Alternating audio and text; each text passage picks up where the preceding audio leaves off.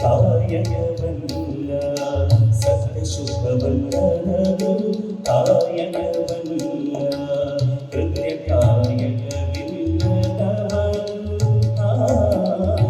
ಭಕ್ತರಲ್ಲ ಸತ್ಯ ಶುಭವಲ್ಲದು ಕಾಯಕವಲ್ಲ ಸತ್ಯ ಶುಭವಲ್ಲದು ಕಾಯಕವಲ್ಲ ಸತ್ಯ ಶುಭವಲ್ಲದು ಕಾಯಕವಲ್ಲ.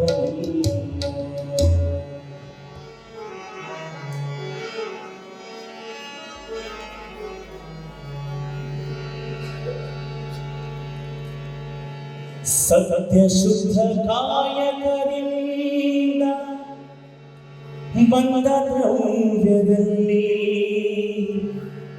ಚಿಚಿತ ವಿಚಂದವಾಗದಿರಬೇಕು.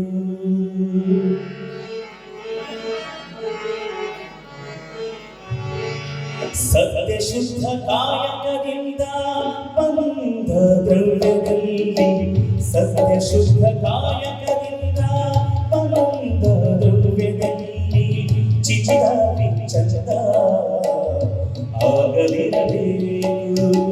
ಚಿತ್ತ ವಿಚಂದ ಆಗದಿರಬೇಕು.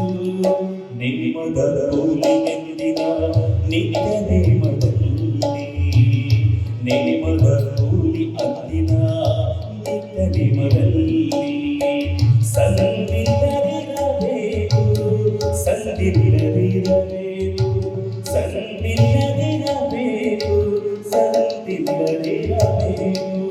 ಸತ್ಯ ಶುದ್ಧ ಕಾಯಕದಿಂದ ಬಂದ ದ್ರವ್ಯದಲ್ಲಿ ಚಿತ್ತ ವಿಚಂದ ಆಗದಿರಬೇಕು.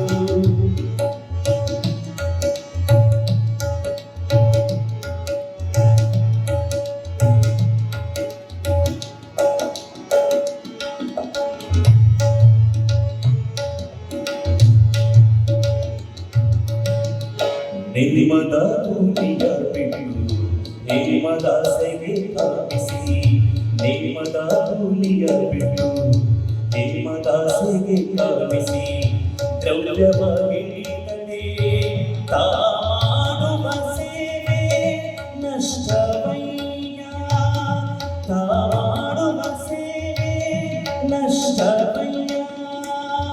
ನಿನ್ನಾಸೆಯ ವೇಷದ ನನಗೆ ನಮ್ಮ ಚಂದ್ರಮದ ಪ್ರಸಾದ ನನಗೆ ನಮ್ಮ ಚಂದ್ರಮದ ಪ್ರಸಾದ ಚಂದೇಶ್ವರ ಲಿಂಗಕ್ಕೆ ಪ್ರಾಣವಯ್ಯ ಚಂದೇಶ್ವರ ಲಿಂಗಕ್ಕೆ ಪ್ರಾಣವಯ್ಯ. ಸತ್ಯ ಶುದ್ಧ ಕಾಯಕದಿಂದ ಬಂದ ದ್ರವ್ಯದಲ್ಲಿ ಚಿತ್ತ ವಿಚಂದ ಆಗದಿರಬೇಕು.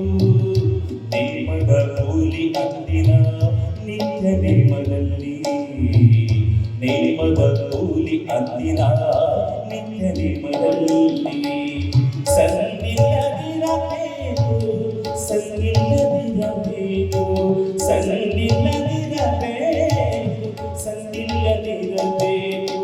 ಸತ್ಯ ಶುದ್ಧ ಕಾಯಕದಿಂದ ಬಂದ ದ್ರವ್ಯದಲ್ಲಿ ಚಿತ್ತ ವಿಚಂದ ಆಗದಿರಬೇಕು.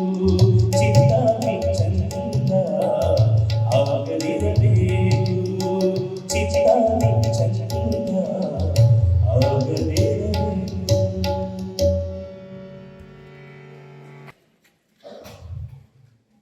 ಶ್ರೀ ಮಲ್ಲಿಕಾರ್ಜುನ ಶಿವಾಚಾರ್ಯ ಮಹಾಸ್ವಾಮಿಗಳವರ 16ನೇ ಶ್ರದ್ಧಾಂಜಲಿ ಸಮಾರಂಭದ ದಿವ್ಯ ಸಾನ್ನಿಧ್ಯವನ್ನು ವಹಿಸಿರುವ ಪೂಜ್ಯ ಪಂಡಿತಾರಾಧ್ಯ ಶಿವಾಚಾರ್ಯ ಸ್ವಾಮೀಜಿಯವರ ಅಡಿದಾವಲಿಗಳಲ್ಲಿ ನನ್ನ ಭಕ್ತಿಪೂರ್ವಕ ಪ್ರಣಾಮಗಳನ್ನು ಸಮರ್ಪಿಸಿ ವೇದಿಕೆ ಮೇಲಿರುವ ಎಲ್ಲ ಅಧ್ಯಾಪಕ ವೃಂದದವರೇ, ಸಂಗೀತಗಾರರೇ, ಎರಡೂ ಶಾಲೆಗಳ ನೌಕರ ಮಿತ್ರರೇ, ವಿದ್ಯಾರ್ಥಿಗಳೇ, ಇವೇನು ಬಸವಣ್ಣನ ಹೆಸರನ್ನು ಹೇಳಿಕೊಂಡು ಬಸವಾದೀಶ್ವರರ ಸಂಕ್ರಾಂತಿಯ ಕಾಲ ಅಂತ ಹೇಳ್ತೇವಲ್ಲ, ಆ ಕಾಲದಲ್ಲಿ ಬದುಕಿದ್ದವರು ವಿಶ್ವಗುರು ಮರುಳಿಸಿದ್ದರು. ವಿಶ್ವಗುರು ಮರುಳಿಸಿದ್ದವರು ಈ ನಾಡಿನ ಸುತ್ತ ಕರ್ನಾಟಕ, ಆಂಧ್ರ, ತಮಿಳುನಾಡು, ಮಹಾರಾಷ್ಟ್ರ ಈ ಎಲ್ಲ ರಾಜ್ಯಗಳಲ್ಲಿ ಸಂಚರಿಸಿ ಜನಮನದಲ್ಲಿದ್ದಂತಹ ಮೌಢ್ಯಗಳನ್ನ, ಅಜ್ಞಾನವನ್ನ, ಕಂದಾಚಾರಗಳನ್ನು ಅಳಿಸಲಿಕ್ಕೆ ಪ್ರವಾಸ ಮಾಡಿದರು. ಕೊನೆಗೆ ಅವರು ಕೂಡ್ಲಿಗಿ ತಾಲೂಕಿನ ತೆಲುಗುಬಾಳಿಗೆ ಬಂದು ಅಲ್ಲಿ ತೆಲುಗುಬಾಳು ಸಿದ್ದಯ್ಯನ ಜೊತೆಗೆ ಕರ್ಕೊಂಡು ತಮ್ಮ ಬೋಧನೆಯ ಕಾರ್ಯ ಈ ಸಮಾಜಕ್ಕೆ ಮುಂದುವರಿಯಬೇಕೆಂಬ ಕಾರಣಕ್ಕೆ ಮಾಘಶುದ್ಧ ಪೂರ್ಣಿಮೆ ಎಂದು ತೆಲುಗುಬಾಳು ಸಿದ್ದಯ್ಯನನ್ನ ಸಿಂಹಾಸನದ ಮೇಲೆ ಕೂರಿಸಿ ತರಳ ಬಾಳು ಅಂತೇಳಿ ಆಶೀರ್ವಾದವನ್ನ ಮಾಡಿದ್ರು. ಆ ಸಂತತಿಯೇ, ಆ ಗುರು ಪರಂಪರೆಯೇ ತರಳ ಬಾಳು ಗುರು ಪರಂಪರೆ. ತರಳ ಬಾಳು ಈ ಪದದಲ್ಲಿ ಎಷ್ಟು ಅಕ್ಷರ ಇವೆ? 5. ಅದನ್ನು ನಾವು ಪಂಚಾಕ್ಷರಿ ಅಂತ ಕರೀತೇವೆ. ಹಾಗಾದ್ರೆ ತರಳಬಾಳು ಗುರು ಪರಂಪರೆ ಯಾರಿಂದ ಪ್ರಾರಂಭ ಆಯಿತು? ವಿಶ್ವ ಒಂದು ಮರುಳಿಸಿದ್ದರಿಂದ. ಯಾರಿಂದ ಪ್ರಾರಂಭ ಆಯಿತು? ಹಾಗೆಯೇ ಅವರ ನಂತರದ ಜಗದ್ಗುರುಗಳಾದವರು ತೆಲುಗುಬಾಳು ಸಿದ್ದೇಶ್ವರು. ತರಳಬಾಳು ಜಗದ್ಗುರು ಬೃಹನ್ಮಠದ ಮೊದಲ ಜಗದ್ಗುರು ಯಾರು? ತೆಲುಗುಬಾಳು ಸಿದ್ದೇಶ್ವರು. ಯಾರು? ಮೊದಲನೇ ಜಗದ್ಗುರುಗಳು. ಅಲ್ಲಿಂದ ಇದುವರೆಗೆ 20 ಜನರು 20 ಜಗದ್ಗುರುಗಳು ಆಗಿ ಹೋಗಿದ್ದಾರೆ. ಹಾಗಾದ್ರೆ ಮಠದಲ್ಲಿ ಜಗದ್ಗುರುಗಳು ಒಬ್ಬರೇ ಇರ್ತಾ ಇದ್ರ ಅಂದ್ರೆ ಸಿರಿಗೆರೆ ಮಠದಲ್ಲಿ 3 ವಿಧದ ಸ್ವಾಮೀಜಿಯವರು ಇರ್ತಾ ಇದ್ದಾರೆ. ಒಂದು ಪಟ್ಟಾಧ್ಯಕ್ಷರು, ಈಗ ತೆಲುಗುಬಾಳು ಸಿದ್ದೇಶ್ವರು ಪಟ್ಟಾಧ್ಯಕ್ಷರು. ಹಾಗೆಯೇ ವಿರಕ್ತ ಸ್ವಾಮೀಜಿಯವರು ಎರಡನೇವರು ಎಂತವರು? ಕಾಶಿ ಮಹಾಲಿಂಗ ಸ್ವಾಮಿಗಳು ಅಂತ ಹೇಳಿ ಸಿರಿಗೆರೆಯಲ್ಲಿ ಇದ್ರು. 3ನೇ ವಿಧದವರು ಚರಪಟ್ಟಾಧ್ಯಕ್ಷರು. ನೆನಪಿಟ್ಕೊಳ್ಳಿ, ಪಟ್ಟಾಧ್ಯಕ್ಷರು, ವಿರಕ್ತರು, ಚರಪಟ್ಟಾಧ್ಯಕ್ಷರು. ಹಾಗಾದ್ರೆ ಈ ಚರಪಟ್ಟಾಧ್ಯಕ್ಷರ ಸಾಲಿನಲ್ಲಿ ಕಂಗೊಳಿಸುತ್ತಿರುವಂತಹ ಪೂಜ್ಯ ಶ್ರೀ ಮಲ್ಲಿಕಾರ್ಜುನ ಶಿವಾಚಾರ್ಯ ಸ್ವಾಮೀಜಿ. ಈಗ ಪಟ್ಟಾಧ್ಯಕ್ಷರು ಅಂದ್ರೆ ಪಟ್ಟ ಅಲ್ಲೇ ಇರುವಂಥದ್ದು, ಸ್ಥಳದಲ್ಲಿಯೇ ಇದ್ದು ಲೋಕದ ವ್ಯವಹಾರಗಳನ್ನು ನೋಡುವಂಥದ್ದು. ಚರ ಅಂದ್ರೇನು? ಚರ. ನಾನು ಹೇಳಿದೆ ಚರಪಟ್ಟಾಧ್ಯಕ್ಷರು. ಮಲ್ಲಿಕಾರ್ಜುನ ಸ್ವಾಮೀಜಿಯವರು ಸಿರಿಗೆರೆ ಬೃಹನ್ಮಠದ ಚರಪಟ್ಟಾಧ್ಯಕ್ಷರಾಗಿ 63 ವರ್ಷಗಳ ಕಾಲ ಸೇವೆಯನ್ನ ಮಾಡಿದ್ದಾರೆ ಅಂತ ಹೇಳ್ತಿದ್ದಾರೆ. ಹಾಗಾಗಿ ಚರಪಟ್ಟಾಧ್ಯಕ್ಷರು ಅಂದ್ರೆ ಪಟ್ಟಾಧ್ಯಕ್ಷರು, ಚರ ಅಂದ್ರೆ ಏನು ಗೊತ್ತಿಲ್ಲ, ಅದಕ್ಕೆ ಹೇಳೋದು. ಪಟ್ಟಾಧ್ಯಕ್ಷರು ಪಟ್ಟ ಇರುವಂತಹ ಸ್ಥಳದಲ್ಲಿ ಇದ್ದು ಇಡೀ ಲೋಕದ ವ್ಯವಹಾರವನ್ನ ನಿರ್ದೇಶಿಸುವಂಥವ್ರು. ಈ ಚರಪಟ್ಟಾಧ್ಯಕ್ಷರು ಅಂತ ಹೇಳಿದ್ರೆ ಆ ಪಟ್ಟಾಧ್ಯಕ್ಷರಿಗೆ ಬೇಕಾದ ಮಾಹಿತಿಗಳನ್ನ ಅಥವಾ ಪಟ್ಟಾಧ್ಯಕ್ಷರು ನೀಡಿದ ಆದೇಶಗಳನ್ನ ಲೋಕದಾದ್ಯಂತ ಸಂಚರಿಸಿ, ಹಳ್ಳಿಗೆ, ಮನೆಗೆ ಸಂಚರಿಸಿ ತಿಳುವಳಿಕೆಯನ್ನ ಕೊಟ್ಟು ಅವರನ್ನ ಭಕ್ತಿವಂತರನ್ನಾಗಿ ಮಾಡಿ ಸನ್ಮಾರ್ಗದಲ್ಲಿ ಸಾಗುವಂತೆ ಮಾಡಿ ತರಳಬಾಳು ಪೀಠದ ಮಹತ್ವವನ್ನು ಅವರಿಗೆ ತಿಳಿಸಿಕೊಟ್ಟು ಆ ಮಾರ್ಗದಲ್ಲಿ ನಡೆಯುವಂತೆ ಮಾಡುವವರೇ ಚರಪಟ್ಟಾಧ್ಯಕ್ಷ. ಶ್ರೀ ಮಲ್ಲಿಕಾರ್ಜುನ ಶಿವಾಚಾರ್ಯ ಸ್ವಾಮೀಜಿಯವರು ನಿಮ್ಮ ಹಾಗೆ ಜನಿಸಿದವರು. 1922 ಜೂನ್ 22ರಂದು ಅವರು ಸಿರಿಗೆರೆಯಲ್ಲಿ ಶಿವಲಿಂಗಯ್ಯ ಭೈರಮ್ಮ ಅವರ ದಂಪತಿಗಳ ಪುಣ್ಯ ಗರ್ಭದಲ್ಲಿ ಜನಿಸುತ್ತಾರೆ. ಅವರ ನಾಮಕರಣ ಆಗಿದ್ದು ಅವರಿಗೆ ರೇವಣ ಸಿದ್ದಯ್ಯ ಅಂತ ಹೇಳಿ. ರೇವಣ ಅವರ ಪೂರ್ವ ನಾವು ಆಶ್ರಮ ಅಂತ ಮಾಡ್ತೀವಿ. ಪಟ್ಟಾಭಿಷೇಕ ಆದ್ಮೇಲೆ ಅವ್ರನ್ನ ಸ್ವಾಮೀಜಿಯವರು ಅಂತ ಕರಿತೀವಿ. ಪಟ್ಟದಕ್ಕಿಂತ ಮುಂದೆ ಅಂತ ಕರಿತೀವಿ, ಉತ್ತರಾಧಿಕಾರಿಗಳು ಅಂತ ಕರಿತೀವಿ. ಅದಕ್ಕಿಂತ ಹಿಂದಿನ ಜನ್ಮವನ್ನ ನಾವು ಪೂರ್ವಾಶ್ರಮ ಅಂತ ಕರಿತೀವಿ. ಹಾಗಾದ್ರೆ ಮಲ್ಲಿಕಾರ್ಜುನ ಶಿವಾಚಾರ್ಯ ಸ್ವಾಮೀಜಿಯವರ ಪೂರ್ವಾಶ್ರಮದ ಹೆಸರೇನು? ರೇವಣ ಸಿದ್ದಯ್ಯ. ಅವರು ಅವ್ರ ಮನೆಗೆ 19ನೇ ಜಗದ್ಗುರುಗಳಾಗಿದ್ದಂತಹ ಶ್ರೀ ಗುರುಶಾಂತರಾಜ ದೇಶಿಕೇಂದ್ರ ಮಹಾಸ್ವಾಮೀಜಿಯವರು ಶಿವಲಿಂಗಯ್ಯ ಮತ್ತು ಭೈರಪ್ಪನವರ ಮನೆಗೆ ಹೋದಾಗ ಬಹುತೇಕ ಚಿಕ್ಕ ಮಗುವಾಗಿದ್ದಂತಹ ರೇವಣ ಸಿದ್ದಯ್ಯನವರು ಗುರುಶಾಂತ ಸ್ವಾಮಿಗಳ ಕೈಯಲ್ಲಿದ್ದಂತ ಬೆತ್ತವನ್ನು ಇಟ್ಕೊಂಡು ಓಡಾಡ್ತಾರೆ. ಆಗ ಗುರುಶಾಂತ ಸ್ವಾಮೀಜಿಯವರು ಕೇಳ್ತಾರೆ, ಈ ಮಗುವನ್ನ ಮಠ ಕೊಟ್ಬಿಡ್ರಿ, ಅವ್ನು ಬೆತ್ತ ಇಟ್ಕೊಂಡು ಓಡಾಡ್ತಾರೆ, ಅವನು ಬೆತ್ತ ಇಟ್ಕೊಂಡ್ಬಿಡ್ಲಿ ಅಂತ ಸ್ವಾಮೀಜಿ ಆಗಲಿ ಅಂತ. ಅದೇನು ಕಾರಣವೂ ಗೊತ್ತಿಲ್ಲ. ಯೋಗವೇ ಎನ್ನುವ ಹಾಗೆ ಶ್ರೀ ಶಿವಕುಮಾರ ಶಿವಾಚಾರ್ಯ ಸ್ವಾಮೀಜಿಯವರು 1940 ಮೇ 10 ತರಳಬಾಳು ಜಗದ್ಗುರು ಬೃಹನ್ಮಠದ ಪಟ್ಟಾಧ್ಯಕ್ಷರಾಗ್ತಾರೆ. ಕಾರ್ಯ ಬಾಹುಳ್ಯ ಜಾಸ್ತಿ ಆಗ್ತದೆ. ಮಠದ ಬೆಳವಣಿಗೆಗೆ ಹಲವು ಕೈಗಳ ಸೇವೆಯ ಅಗತ್ಯ ಇದೆ ಅಂತ ಹೇಳಿ ಮನಗಂಡಂತವರು ಶ್ರೀ ಮಲ್ಲಿಕಾರ್ಜುನ ರೇವಣಸಿದ್ದಯ್ಯನವರನ್ನ ಸಿರಿಗೆರೆಯ ಮಠಕ್ಕೆ ಚರಪಟ್ಟಾಧ್ಯಕ್ಷರಾಗಿ ಆಯ್ಕೆ ಮಾಡಿಕೊಂಡು ಪಟ್ಟಾಭಿಷೇಕವನ್ನು ನೆರವೇರಿಸ್ತಾರೆ. ಪಟ್ಟಾಭಿಷೇಕ ಆಗೋದಕ್ಕಿಂತ ಮೊದಲು ಅವರು ಸಿರಿಗೆರೆಯಲ್ಲಿ ವಿದ್ಯಾಭ್ಯಾಸ ಮಾಡ್ತಾರೆ, ಬೀರೂರಿನಲ್ಲಿ ವಿದ್ಯಾಭ್ಯಾಸ ಮಾಡ್ತಾರೆ, ಹಾಗೆಯೇ ಕಾಶಿಗೂ ಹೋಗ್ತಾರೆ. ಗಮನಿಸ್ಬೇಕು, ಯಾರು? ಮಲ್ಲಿಕಾರ್ಜುನ ಶಿವಾಚಾರ್ಯ ಸ್ವಾಮೀಜಿಯವರು.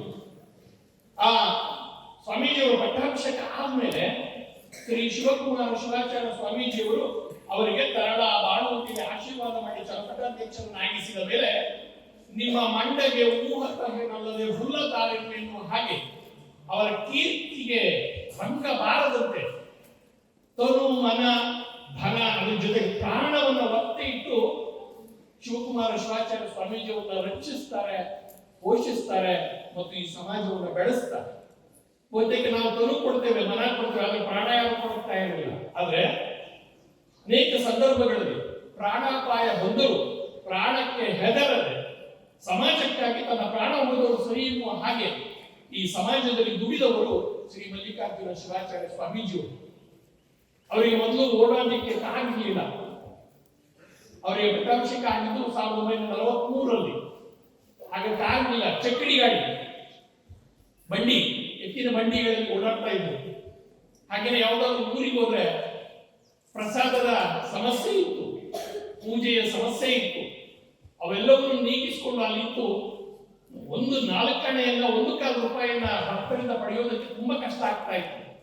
ಮಲ್ಲಿಕಾರ್ಜುನ ಶಿವಾಚಾರ್ಯ ಸ್ವಾಮೀಜಿಯವರು ನಾಡಿನ ಎಲ್ಲ ಗ್ರಾಮಗಳಿಗೆ ಭೇಟಿ ಕೊಟ್ಟು ನಿಜವಾಗ್ಲೂ ಹೆಸರಿಗೆ ತಕ್ಕಂತೆ ಚರಪಟ್ಟಾಧ್ಯಕ್ಷರಾಗಿದ್ದರು. ಅವರು ಸ್ಥಿರ ಪಟ್ಟಾಧ್ಯಕ್ಷರು ಆಗಿರಲಿಲ್ಲ. ಆ ಹಿನ್ನೆಲೆಯಲ್ಲಿ ಕಾಣಿಕೆಯನ್ನು ಸಂಗ್ರಹಿಸಿ ಸಿರಿಗೆರೆಗೆ ಕಳಿಸಬೇಕು. ಆ ಸಿರಿಗೆರೆಯಿಂದ ಮತ್ತೆ ಬೇರೆ ಬೇರೆ ಊರುಗಳಲ್ಲಿರುವ ಅನಾಥಾಲಯಗಳಿಗೆ, ಹಾಸ್ಟೆಲ್ಗಳಿಗೆ, ಶಾಲೆಗಳಿಗೆ, ಕಟ್ಟಡಗಳಿಗೆ ಆ ಹಣವನ್ನು ಶಿವಕುಮಾರ ಶಿವಾಚಾರ್ಯ ಸ್ವಾಮೀಜಿಯವರು ವಹಿಸ್ತಾ ಇದ್ರು. ಬರೀ ಕಾಣಿಕೆ ಸಂಗ್ರಹ ಮಾಡಿದವರು ಅಷ್ಟೇ ಅಲ್ಲ, ಅವರು ಗಮನಿಸ್ಬೇಕು ವಿದ್ಯಾರ್ಥಿಗಳೇ, ಅವರನ್ನು ನಾವು ಕಾಯಕ ಯೋಗಿಗಳು ಅಂತ ಎಲ್ಲರೂ ಗುರುತಿಸ್ಬೇಕು. ಹಾಗೆಯೇ ಮತ್ತೊಂದು ಯೋಗ ಹೇಳ್ತೇವೆ, ಅವರಿಗೆ ಶಿವಯೋಗಿಗಳು ಅಂತ ಕರೀತೇವೆ. ಮಲ್ಲಿಕಾರ್ಜುನ ಶಿವಾಚಾರ್ಯ ಸ್ವಾಮೀಜಿ ಅವರ ಯಾರಾದ್ರೂ ಶಿಷ್ಯರು ಒಂದು ನಮಸ್ಕಾರ ಮಾಡಿದ್ರೆ ಹಣೆಗೆ ವಿಭೂತಿ ಹಚ್ಚಿಲ್ಲ ಅಂತ ಕೇಳೋರು, ಇಲ್ಲಿ ಕಣಿಗೆ ಇದೆಯಾ ಅಂತ ಕೇಳೋರು. ಅಂದ್ರೆ ಲಿಂಗವಂತ ಧರ್ಮದ ಗುರುಗಳಾಗಿ ಲಿಂಗವಂತ ಧರ್ಮವನ್ನ ಶಿಷ್ಯರು ಅನುಸರಿಸುವಂತೆ ಮಾರ್ಗದರ್ಶನ ಮಾಡಿದಂತಹ ಲಿಂಗವಂತ ಆಚಾರ್ಯರು. ಅವರ ಜೀವಿತದ ಅವಧಿಯಲ್ಲಿ ಲಕ್ಷಾಂತರ ಜನರಿಗೆ ಇಷ್ಟಲಿಂಗ ದೀಕ್ಷೆಯನ್ನು ಕೊಡಿಸಿದ್ದಾರೆ, ವಿಭೂತಿಯನ್ನು ಹಚ್ಚುವಂತೆ ಮಾಡಿದ್ದಾರೆ. ಹಾಗೆಯೇ ಅವರ ಹತ್ರ ಬಹಳ ಜನರು, ಯಾಕೆಂದ್ರೆ ಇವರು ಒಂದು ಆಧ್ಯಾತ್ಮಿಕ ಶಕ್ತಿಯನ್ನು ಹೊಂದಿದ್ದು. ಹಾಗಾಗಿ ಜನಸಾಮಾನ್ಯರು ತಮ್ಮ ಜೀವನದಲ್ಲಿ ಮನೆಯಲ್ಲಿ ಏನಾದ್ರು ಕಷ್ಟ ಸಮಸ್ಯೆಗಳು ಬಂದಾಗ ಬುದ್ಧಿ ನಮ್ಮ ಮನೆಗೆ ಬರ್ಬೇಕು, ಮೃತ್ಯುಂಜಯ ಜಪ ಮಾಡ್ಬೇಕು, ರುದ್ರಾಭಿಷೇಕ ಮಾಡ್ಬೇಕು ಅಂತ ಕೇಳಿದ್ರೆ ಅವ್ರಿಗೆ ಮೊದಲೇ ಹೇಳ್ತಿದ್ದು, ಯಾವ ಮೃತ್ಯುಂಜಯ ಜಪನೂ ಮಾಡಬೇಡಿ, ರುದ್ರಾಭಿಷೇಕನೂ ಮಾಡಬೇಡಿ, ಲಿಂಗ ಕಟ್ಕೊಂಡು ಬೆಳಗ್ಗೆ ಸಂಜೆ ಹೊತ್ತು ಪೂಜೆ ಮಾಡಿ ಊರು ತಿರುಗದಂಗೆ ಬೆಳಗ್ಗಿಂದ ಸಂಜೆವರೆಗೆ ಹೊಲ ತೋಟ ಗದ್ದೆಗಳಲ್ಲಿ ಕೆಲಸ ಮಾಡಿದ್ರೆ ನಿಮ್ಮ ಎಲ್ಲ ಕಷ್ಟಗಳು ಮಾಯವಾಗ್ತವೆ ಅಂತ ಹೇಳ್ತಾ ಇದ್ರು.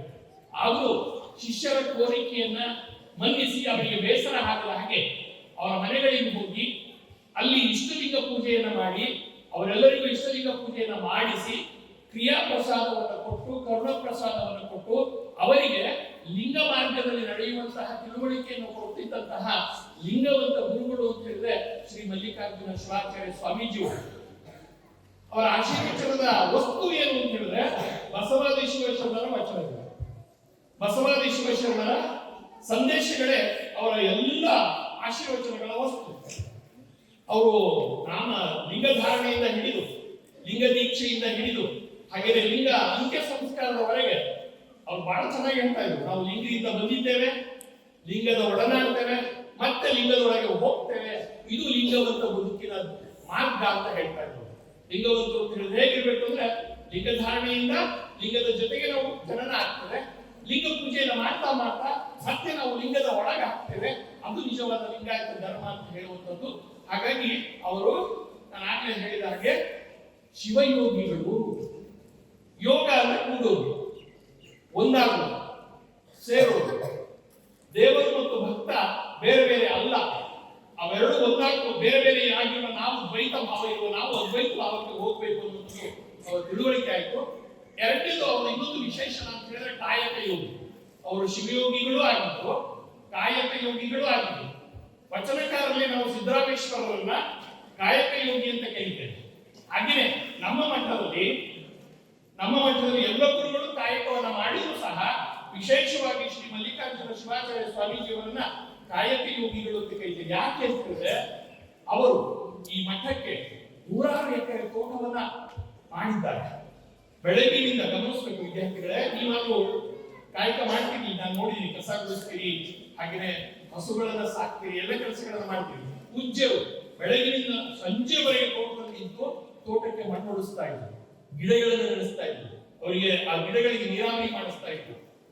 ಬರೀ ಮಠಕ್ಕೆ ಆಸ್ತಿ ಮಾಡಿದವರು ಅಷ್ಟೇ ಅಲ್ಲ, ಅವರು ಮಠದ ಶಿಷ್ಯರನ್ನು ಮಠಕ್ಕೆ ಆಸ್ತಿಯನ್ನಾಗಿ ಮಾಡಿಕೊಟ್ಟವರು.